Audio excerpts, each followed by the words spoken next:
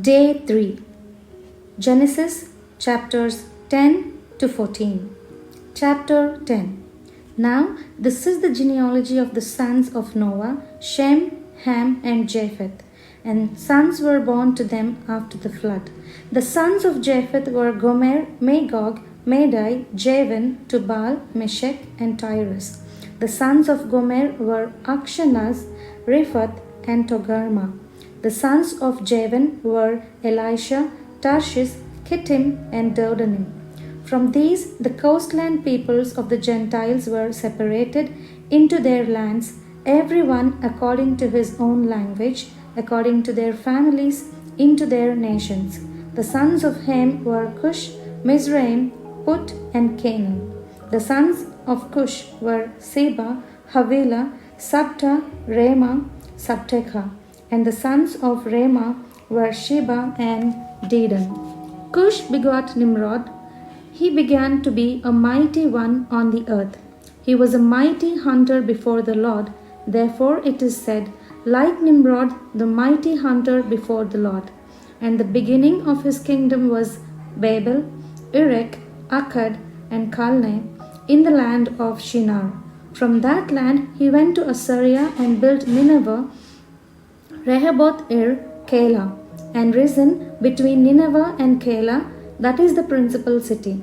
Mizraim begot Ludim, Enamim, Lehebim, Nephtuhim, Patrusim, and Casluhim, from whom came the Philistines, and Caphrothim. Canaan begot Sidon, his firstborn, and Heth, the Jebusite, the Amorite, and the Girgashite, the Hivite, the Archite, and the Sinite, the Arvadite, the Zemarite, and the Hamathite. Afterwards, the families of the Canaanites were dispersed, and the border of the Canaanites was from Sidon as you go towards Gerar as far as Gaza, then as you go towards Sodom, Gomorrah, Admah, and Zeboim as far as Lasha. These were the sons of Ham, according to their families, according to their languages, in their lands and in their nations. And the children were born also to Shem, the father of all the children of Eber, the brother of Japheth the elder. The sons of Shem were Elam, Ashur, Arphaxad, Lud, and Aram. The sons of Aram were Uz, Hul, Gether, and Mash. Arphaxad begot Selah, and Selah begot Eber. To Eber were born two sons.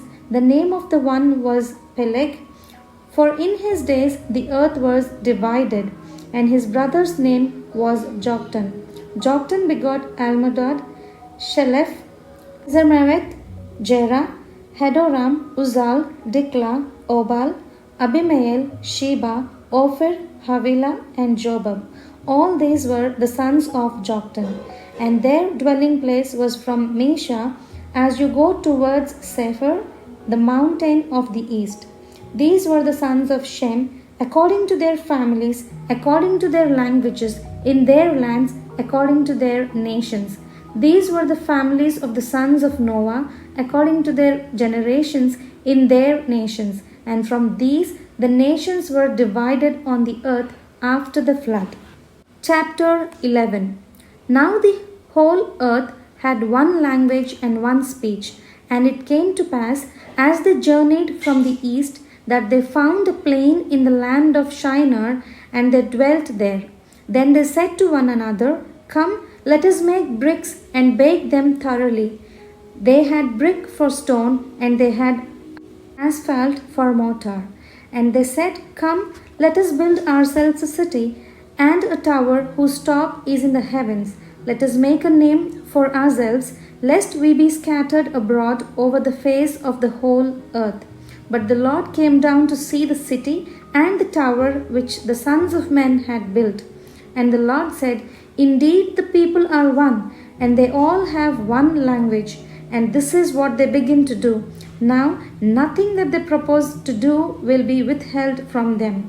Come, let us go down and there confuse their language, that they may not understand one another's speech. So the Lord scattered them abroad from there over the face of all the earth, and they ceased building the city. Therefore, its name is called Babel, because there the Lord confused the language of all the earth, and from there the Lord scattered them abroad over the face of all the earth. This is the genealogy of Shem. Shem was 100 years old and begot Arphaxad 2 years after the flood. After he begot Arphaxad, Shem lived 500 years and begot sons and daughters. Arphaxad lived 35 years and begot Selah. After he begot Selah, Arphaxad lived 403 years and begot sons and daughters. Selah lived 30 years and begot Eber. After he begot Eber, Selah lived 403 years and begot sons and daughters. Eber lived 34 years and begot Peleg. After he begot Peleg, Eber lived 430 years and begot sons and daughters.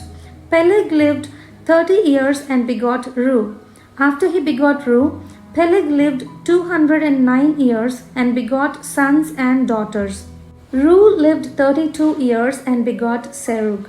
After he begot Serug, Reu lived 207 years and begot sons and daughters. Serug lived 30 years and begot Nahor. After he begot Nahor, Serug lived 200 years and begot sons and daughters. Nahor lived 29 years and begot Terah. After he begot Terah, Nahor lived 119 years and begot sons and daughters. Now Terah lived 70 years and begot Abram, Nahor, and Haran. This is the genealogy of Terah. Terah begot Abram, Nahor, and Haran. Haran begot Lot. And Haran died before his father Terah in his native land in Ur of Chaldeans. Then Abram and Nahor took wives.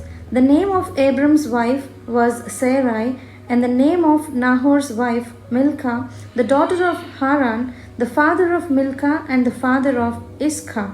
But Sarai was barren. She had no child. And Terah took his son Abram and his grandson Lot, the son of Haran, and his daughter-in-law Sarai, his son Abram's wife, and they went out with them from Ur of the Chaldeans to go to the land of Canaan, and they came to Haran and dwelt there.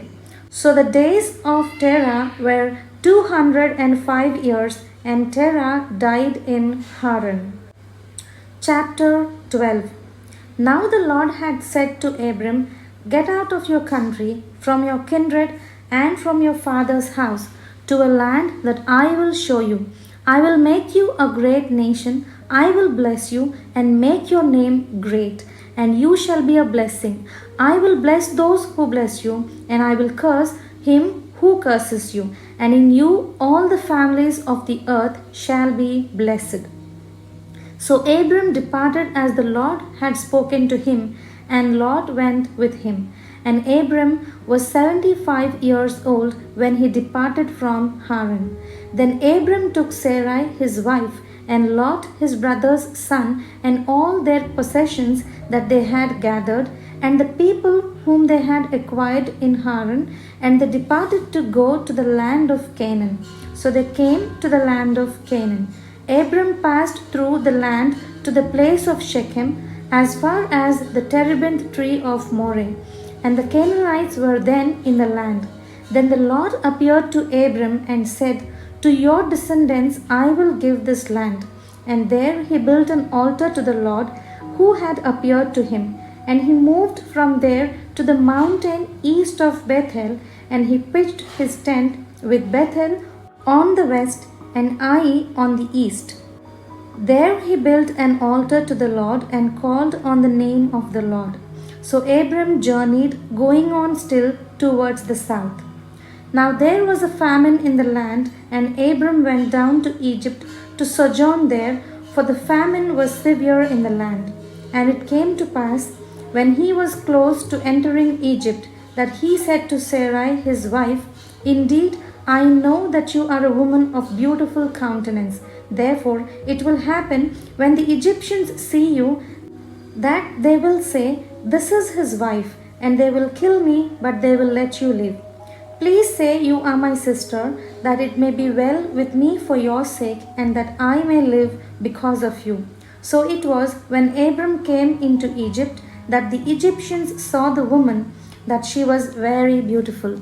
The princes of Pharaoh also saw her and commended her to Pharaoh, and the woman was taken to Pharaoh's house.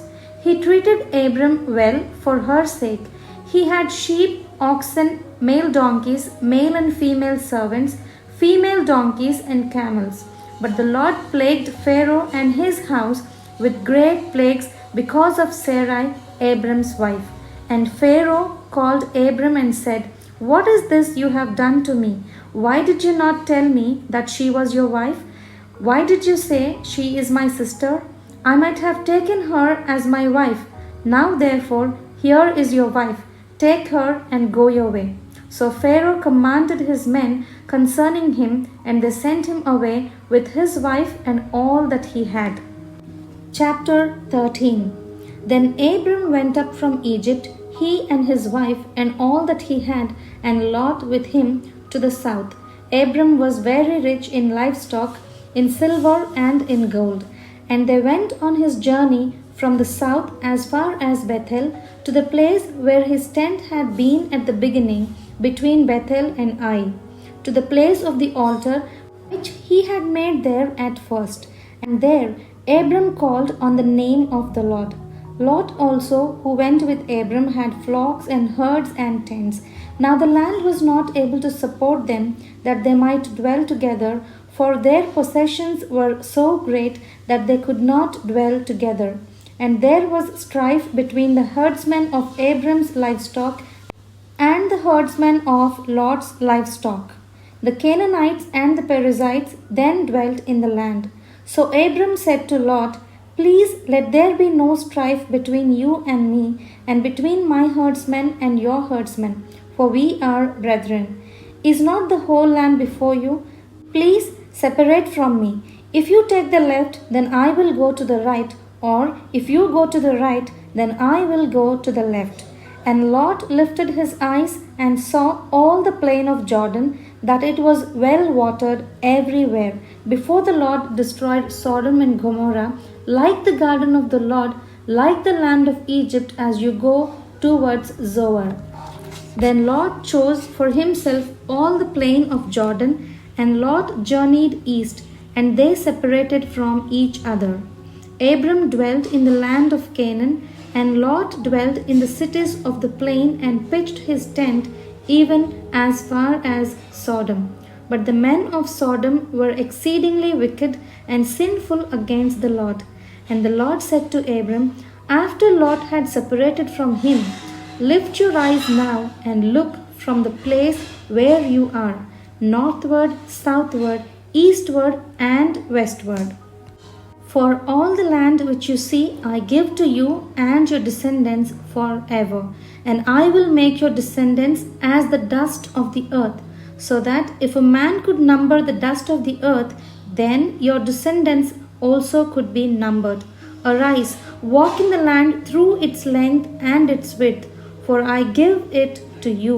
Then Abram moved his tent and went and dwelt by the terebinth trees of Mamre, which are in Hebron, and built an altar there to the Lord. Chapter 14. And it came to pass in the days of Amraphel, king of Shinar, Arioch, king of Elasar, Kedorlaomer, king of Elam, and Tidal, king of nations, that they made war with Bera, king of Sodom, Birsha, king of Gomorrah, Shinab, king of Admah, Shemebher, king of Zeboim, and the king of Bela, that is Zoar. All these joined together in the valley of Siddim, that is the salt sea. 12 years they served Kedorlaomer, and in the 13th year they rebelled. In the 14th year, Kedorlaomer and the kings that were with him came and attacked the Rephaim in Ashtaroth Karnaim, the Zuzim in Ham, the Enim in Shaveh Kiriathaim, and the Horites in their mountains of Seir, as far as El Paran, which is by the wilderness. Then they turned back and came to En-Mishpah, that is Kadesh, and attacked all the country of the Amalekites and also the Amorites who dwelt in Hazezon Tamar. And the king of Sodom, the king of Gomorrah, the king of Admah, the king of Zeboim, and the king of Bela, that is Zoar, went out and joined together in battle in the valley of Siddim against Kedorlaomer, king of Elam, Tidal, king of nations, Amraphel, king of Shinar, and Arioch, king of Elasar, 4 kings against 5. Now the valley of Siddim was full of asphalt pits, and the kings of Sodom and Gomorrah fled. Some fell there, and the remainder fled to the mountains. Then they took all the goods of Sodom and Gomorrah and all their provisions and went their way. They also took Lot, Abram's brother's son, who dwelt in Sodom, and his goods and departed. Then one who had escaped came and told Abram the Hebrew, for he dwelt by the terebinth trees of Mamre, the Amorite, brother of Eshcol and brother of Aner, and they were allies with Abram. Now when Abram heard that his brother was taken captive, he armed his 318 trained servants who were born in his own house and went in pursuit as far as Dan. He divided his forces against them by night, and he and his servants attacked them and pursued them as far as Hobah, which is north of Damascus. So he brought back all the goods and also brought back his brother Lot and his goods, as well as the women and the people. And the king of Sodom went out to meet him at the valley of Sheva, that is the king's valley, after his return from the defeat of Kedorlaomer and the kings who were with him. Then Melchizedek, king of Salem, brought out bread and wine. He was the priest of God Most High, and he blessed him and said, Blessed be Abram of God Most High, possessor of heaven and earth. And blessed be God Most High, who has delivered your enemies into your hand. And he gave him a tithe of all. Now the king of Sodom said to Abram, Give me the persons and take the goods for yourself. But Abram said to the king of Sodom, I have lifted my hand to the Lord, God Most High, the possessor of heaven and earth, that I will take nothing from a thread to a sandal strap, and that I will not take anything that is yours, lest you should say, I have made Abram rich, except only what the young men have eaten and the portion of the men who went with me. Aner, Eshcol, and Mamre, let them take their portion. Amen.